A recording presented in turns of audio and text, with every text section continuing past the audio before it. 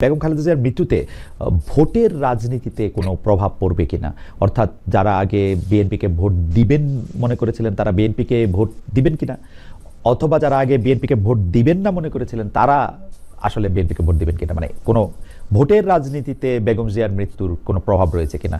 এখানে এই মুহূর্তে এখনই আমাদের এই প্রশ্নগুলো নিয়ে আমরা আপনার কাজ করছি না, কারণ আমরা এখন আমাদের সামনে যে সবচেয়ে বড় চ্যালেঞ্জ সেটা হচ্ছে যে আপনার এই ইন্টারিম গভর্নমেন্টের কাজগুলো তারা যেন শেষ করতে পারে, অর্থাৎ যে সমস্ত সংস্কারের বিষয়গুলো আছে সেই সংস্কার যে কয়েকটা আপনার খুবই নির্বাচন কেন্দ্রিক এবং প্রয়োজনীয় সেই সংস্কারগুলো করে নির্বাচনের কথা আমরা বলছি, এবং আমরা মনে করি যে এটা আপনার যথাসময়ে সেটা অনুষ্ঠিত হবে। অন্যদিকে তারেক রহমান সাহেব আমাদের দলের হচ্ছেন ভারপ্রাপ্ত চেয়ারম্যান এখন আছেন, এবং তিনিও নির্বাচন করতে চাইলে তিনিও নির্বাচন করতে চান, সেটা উনি করতে পারবেন যে কটা তিনি করতে চান। তো এই নিয়ে কোনো সমস্যা নেই। সুতরাং খালেদা জিয়া নির্বাচন করলেন, প্রধানমন্ত্রী হলেন, বা তারেক রহমান সাহেব নির্বাচন করে প্রধানমন্ত্রী, এটা নিয়ে কোনো সমস্যা নেই। এই ব্যাপারে পার্টিতে আমাদের কোনো সমস্যা আছে বলে আমি মনে করি না। আমি আমি আমি আমি যে প্রশ্নটি করতে চাই সেই প্রশ্নটি হচ্ছে যে আওয়ামী লীগের নিষ্ক্রিয়তা এক ধরনের, মানে আওয়ামী লীগ দেশের রাজনৈতিক প্রেক্ষাপট থেকে বাদ হয়ে গেছে, কেউ কেউ আমাদের মিডিয়ার ভাষায় কেউ কেউ বলছেন যে একটা -1 হয়ে গেছে। আমাদের আসলে অনেকগুলি প্রশ্ন আছে আপনার কাছে, আপনার যে প্রশ্নের জবাব আপনি যেভাবে দিতে চান সেভাবে দিবেন, না দিতে চাইলেও আমরা দিব, মানে আমরা এটা নিতে পারবো। আওয়ামী লীগ থাকলে বিএনপির অস্তিত্ব থাকবে, আওয়ামী লীগ না থাকলে বিএনপির অস্তিত্ব থাকবে না, এটা বিএনপির বোঝা উচিত। এটা গণতান্ত্রিক ধারা আমরা নিয়ে আসতে চাচ্ছিলাম। 2009 সাল থেকে 2024 সাল পর্যন্ত বাংলাদেশে গণতান্ত্রিক ধারা অব্যাহত ছিল, কিন্তু ইউনূস ক্ষমতা এসেছে সম্পূর্ণ অগণতান্ত্রিক। কাজে আমি সাবধান করে দিচ্ছি, এই বিএনপি জামাত যথেষ্ট হয়ে গেছে, কিন্তু প্রত্যেকের চেহারা মনে রাখতে হবে, একজনকেও ছাড় দেওয়া হবে না। ডক্টর মোহাম্মদ ইউনূস ক্ষমতায় আসছে আরও টাকা বানাবে, কিন্তু এত মানুষের জীবন নেবে কেন? এভাবে মানুষের উপর হামলা করবে কেন? একের পর এক মানবাধিকার লঙ্ঘন করে যাচ্ছে, আর সমস্ত দোষ আমাদের উপরে দিচ্ছে। আমার আওয়ামী লীগের লোক মেরে সেখানে আন্তর্জাতিকভাবে সব জায়গায় সে প্রচার করে বেড়ায়, যেগুলি সব আওয়ামী লীগ করে। তার তো টাকা আছে, সে বাংলাদেশের টাকা চুরি করছে, লক্ষ লক্ষ কোটি কোটি টাকা সে বানিয়েছে, এবং সেই টাকা খরচ করে বিভিন্ন আন্তর্জাতিক মিডিয়া থেকে শুরু করে সব জায়গায়, তারপর আবার সিনেমা তৈরি করে সেই শহীদুল্লাহ সে আবার শর্ট ফিল্ম করে ইউনিভার্সিটিতে দেখায়, সমস্ত মিথ্যা বয়ান দিয়ে দিয়ে দেখাচ্ছে। অথচ সেই আবু সাইদ থেকে শুরু করে মুগ্ধ থেকে শুরু করে যতগুলি হত্যাকাণ্ড, সেই হত্যাকাণ্ডগুলি এটা আমরা করি নাই, এসব ইউনূসের সেই নিজের করার, এটা তার পরিকল্পিত, এবং কিন্তু দোষগুলি সব আমাদের। আর যারা এই ধরনের ঘটনাগুলি ঘটাচ্ছে তাদেরকে দিয়েছে দায় মুক্তি, অর্থাৎ এদের বিরুদ্ধে কোনো বিচার নাই, কোনো নালিশ নেই, কেউ কিছু করতে পারবে না। এটাই হচ্ছে তার নিয়ম। বাংলাদেশটা এখন এমন একটা অবস্থায় গেছে যে এটা একটা মানে জল্লাদখানা হয়ে গেছে। যখনই যেখানে সব, এমন কোনো পরিবার নাই যে যাদের উপর হামলা, লুটপাট আর নির্যাতন না হচ্ছে। দেশে বিদেশে অগাধ সম্পদের মালিক বানিয়ে বসে আছে, আর একের পর এক আওয়ামী লীগকে শেষ করে দেবে। বিএনপি কি ভেবেছে সেটা আমি জানি না, তারা মনে হয় সাপের 5 পা দেখে ফেলেছে নাকি। ওরা যে লাফাচ্ছে আর এরকম একটার পর একটা ঘটনা ঘটাচ্ছে, সাথে জামাত তো আছেই, তাদের তো খুন খারাপই। তো এরপরে তাদের ভবিষ্যৎ কি, সেটাই আমার প্রশ্ন। ওকে, গত 15 বছরে আওয়ামী লীগের শাসনকে যে ফেসিবাদী বলা হচ্ছে এবং তার যে পালিয়ে যাওয়াটা, যেটি আসলে আপনি এখন বর্ণনাও করলেন, দুর্নীতি, তারপরে নানা ধরনের নানা কারণে, কিন্তু তার পেছনে আপনাদের আমলে যে 20 বছর আগে 21 আগস্টে গ্রেনেড হামলা, বিচারকদের বয়স বাড়িয়ে তত্ত্বাবধায়ক সরকারকে প্রশ্নবিদ্ধ করার মাধ্যমে শেখ হাসিনাকে কর্তৃত্ববাদী শাসনের দিকে নিয়ে যাওয়া, এ নিয়েও আসলে নানা ধরনের আলোচনা আছে। এই দুটি ঘটনা যদি হাইন্ডসাইড আপনি একটু দেখেন, যে মানে যেগুলি হচ্ছে ক্রাইমের ঘটনা, অর্থাৎ হচ্ছে 21 আগস্টের গ্রেনেড হামলা, 10 ট্রাক অস্ত্র, আবার অন্যদিকে তত্ত্বাবধায়ক সরকার ব্যবস্থাটাকে একটা এরকম জায়গায় নিয়ে যাওয়া, এই দুটিকে আপনি আপনার মূল্যায়ন আমরা একটু শুনতে চাই। যে দুটি আপনার 21 আগস্টের যে ঘটনা, এই ঘটনার সঙ্গে বিএনপিকে জড়িত করা এবং বিশেষ করে তারেক রহমান সাহেবকে জড়িত করা, এটা পুরোপুরি ভাবেই রাজনৈতিক উদ্দেশ্য প্রণোদিত। এটা কোনো মতেই বিএনপি এর সঙ্গে জড়িত তো নয়ই, বরঞ্চ আমি মনে করি যারা বিএনপিকে শত্রু হিসেবে চেনে তারা জড়িত, এবং এখানে বেনিফিশিয়ারি কারা হয়েছে সেই বিষয়টা আমাদেরকে অবশ্যই লক্ষ্য রাখতে হবে। 21 আগস্টের মামলায় who was the beneficiary? Beneficiary was Awami League, কারণ বিএনপি ক্ষমতায় থেকে সে এমন কোনো ঘটনা ঘটাবে কেন যে ঘটনাটা তার বিপক্ষে যাবে, এটা 1 নম্বর। আর আপনি যে প্রসিডিংস গুলো দেখেন সমস্ত, আপনি তো একসময় বিচার বিভাগের মানুষ ছিলেন, দেখবেন যে তারেক সাহেবকে এখানে জড়িত করা হয়েছে 4টা আপনার আইও চেঞ্জ করার পরে। সর্বশেষ যে আইও নিয়ে আসা হয়েছে সে হচ্ছে আওয়ামী লীগ দলীয় ভুক্ত কাহার এখন যে আপনার নিজে থেকেই তাদের মানে নির্দেশে সে এই চার্জশিটটা করেছে, যেটা কোনো সম্পর্ক নেই। অন্যদিকে যে আপনার মূল আসামি ছিল ভদ্রকের নাম আমি বলে যাচ্ছি, মৌলানা মুফতি মোহাম্মদ, তিনি তাকে দিয়ে 164 দিন তাকে টর্চার করে তাকে দিয়ে একটা আপনার স্টেটমেন্ট করে নিয়েছিল। পরে দেখা গেছে যে উনি নিজেই সেটাকে আবার ভোগ করেছেন, বলেছেন যে এটা আমার কাছে আমাকে টর্চার করে নেওয়া হয়েছে। এবং দেখেন কিভাবে কি মারাত্মক ঘটনা, কোথায় চলে গিয়েছিল সবকিছু। এবং he was hang before the trial was complete. তো যে প্রধান আসামি তাকে আপনি আগেই অন্য একটা মামলাতে জুড়িয়ে দিলেন যাতে আসল সত্যটা বেরিয়ে নিয়ে আসে।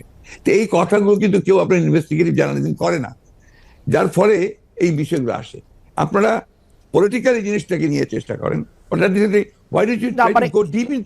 আমি বলি শেষ করি প্লিজ, ইনভেস্টিগেটিভ জার্নালিজমটা সিরিয়াসলি করেন এবং এটাকে ফাইন্ড আউট করেন যেটা আসলে ব্যাপারটা কি ছিল। সেটা করছেন না, করছেন যে বিএনপি কিন্তু সব করার জন্য করছেন। এটাকে আমি মনে করি এটা এক ধরনের রাজনৈতিক উদ্দেশ্য প্রণোদিত।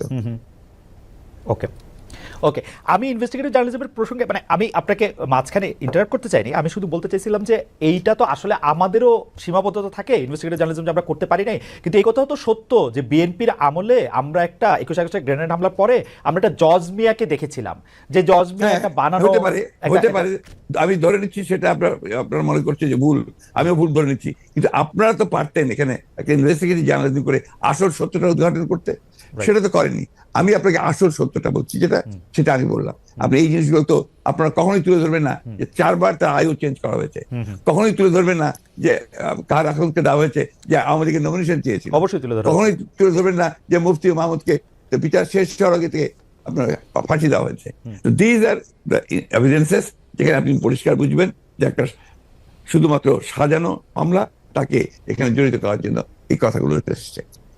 তত্ত্বাবধায়ক সরকার ব্যবস্থা বাতিল করার জন্য বা তত্ত্বাবধায়ক সরকার ব্যবস্থাকে প্রশ্নবিদ্ধ করার জন্য বিচারকদের বয়স বাড়ানো এবং একজন বিচারপতিকেই আসলে তত্ত্বাবধায়ক সরকার ব্যবস্থার প্রধান করার লক্ষ্য নিয়ে সেইটা করার কারণে বিচার মানে এই পুরো বিধানটাই এটা দিস ইজ ইওর ন্যারেটিভ, এটা আমাদের ন্যারেটিভ নয়।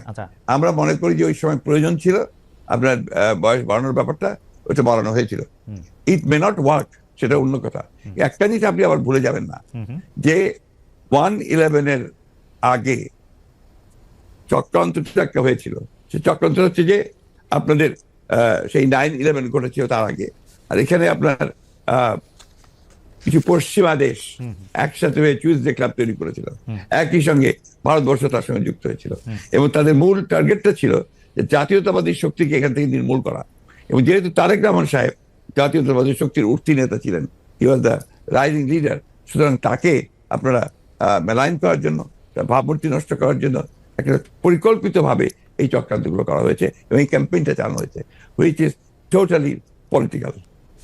অন্তর্বর্তীকালীন সরকার আসলেই আমরা আমরা আমরা আমরা আমরা দেখি যে এইটার সাথে আসলে নানান আশকতা পাশকতা যুক্ত হয়।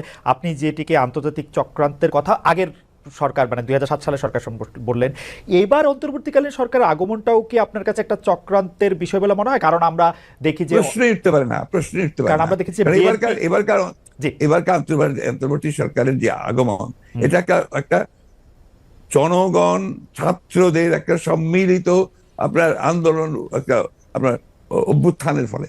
এখানে আপনি চক্রান্ত দেখছেন কোথায়? আমি এটাকে দেখছি যে এটা একটা বাংলাদেশের জনগণের একটা পুরোপুরিভাবে একটা বিপ্লবের আকাঙ্ক্ষা থেকে এটা এসেছে, এবং সেখান থেকে এসেছে they want to get rid of this fascist government, Hasina government, the murderer। তার বিরুদ্ধে আজকে আপনার জনগণ ফুঁসে ওঠে। আপনি চিন্তা করে দেখেন, আপনি তো দেশে ছিলেন না, সেই সময় যদি দেশে থাকতেন তাহলে দেখতেন শিশু, নারী, বৃদ্ধ কেউ ঘরে ছিল না, সব বেরিয়ে পড়েছিল।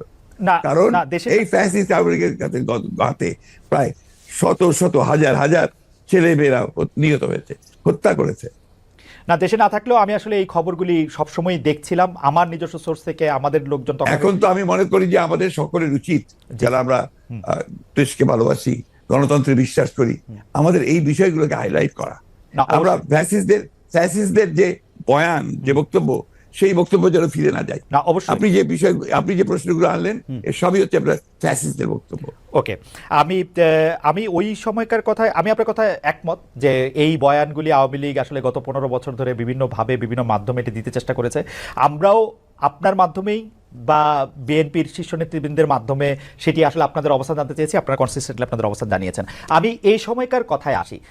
এইবারের যেটিকে আপনি জনগণ এবং ছাত্রদের আন্দোলন আপনি বলছেন, যে আপনার কাছে কি মনে হয় না যে এই আন্দোলনটি বিএনপির নেতৃত্বে হলে, বা বিএনপি যত বছর ধরে এই আন্দোলনটি করতেছিল সে বিএনপির নেতৃত্বে যদি আন্দোলনটি সফলতা পেত, তাহলে আসলে এই যে সরকার এবং সরকারের মধ্যে যে বিভিন্ন দুর্বলতার কথা আমরা শুনছি নানাভাবে, সেটি হতো না? আবার অন্যভাবে প্রশ্ন করলে, যে এই আন্দোলনটিতে যে বিএনপি নেতৃত্ব দিয়ে সফল হতে পারলো না, সেইটাকে আপনি কিভাবে মূল্যায়ন করেন? দুটো জিনিস। একটা হচ্ছে যে এখানে আপনার বিএনপির নেতৃত্বে হলে অনেক ভালো হতো, বিএনপির নেতৃত্বে হয়নি এই কথাটা বলছেন কেন?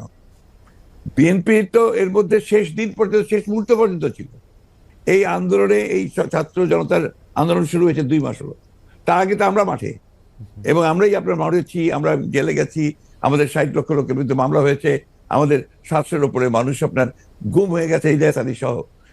এইটাতে আমরা আমাদের 15 বছর ধরে এটা চলছে, এবং অকথ্য অত্যাচার নির্যাতন আমাদেরকে সহ্য করতে হয়েছে।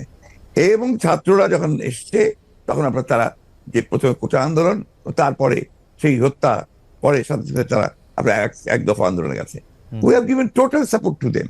আপনি সেই সময়কার পত্রিকাগুলো দেখুন, আমার বক্তব্যগুলো দেখুন। আমি প্রতিদিন সেই সময় আপনার প্রেস কনফারেন্স করেছি ওই কয়েকটা দিন, এবং ওই দিন সম্পূর্ণ আমি ছিলাম। আমরা এখানে বিভক্তি আনতে চাই না। আমরা এখানে মনে করি এটা বিভক্তি না। আমি আমার বক্তব্যটা শেষ করে ফেলি ভাইয়া। জি জি, প্লিজ প্লিজ। এটা হচ্ছে যে এই বিষয়টাকে আমরা এক করে দেখতে চাই। এখন যে কোনো ধরনের একটা মিসআন্ডারস্ট্যান্ডিং তৈরি হওয়া বা একটা ভুল বুঝবুঝি হওয়া, সমঝোতার অভাব হওয়া, এটা কিন্তু দেশের জন্য এই মুহূর্তে এতটুকু মঙ্গলজনক হবে না। না, এটা আমি আপনার সাথে দ্বিমত পোষণ করছি না, কিন্তু আপনি বলছেন যে আপনি আসলে সাপোর্ট দিয়েছিলেন, আপনার সেই ব্যাপারে কোনো সন্দেহ নেই। আমরা প্রতিদিন আপনার বক্তব্য আমরা মিডিয়ায় দেখেছি, সরাসরি দেখেছি, বক্তব্য দেখেছি। আমার প্রশ্ন, আপনারা তো সাপোর্ট দিয়েছিলেন, কিন্তু লিডারশিপটা ছিল যে আসলে ছাত্রদের হাতেই, তাই তো? মানে এটার মধ্যে এই জায়গাটাতে আপনি যাচ্ছেন কেন? আমরা তো লিডারশিপ, এখানকার লিডারশিপটা আমরা ক্লেম করিনি। আমরা কি ক্লেম করেছি যে আমরা শেষ মুহূর্তে লিডারশিপটা আমরা দিয়েছি? ক্লেম করিনি তো। ওটা যাচ্ছেন কেন? আমরা বলছি যে ছাত্ররা শেষ মুহূর্তে, যে আমি তো আমার বক্তব্য বলেছি যে গোল আমরা তৈরি করে দিয়েছি, কিকটা করেছে ছাত্ররা। ওকে, সেটা বারবার বলেছি যে এটা মাঠের মধ্যে বল তৈরি করে দিয়ে গোলের সামনে নিয়ে এসেছি আমরা, তারা কিক করেছে, সেভাবে ফ্যাসিস্টদের কাছে। That's the point.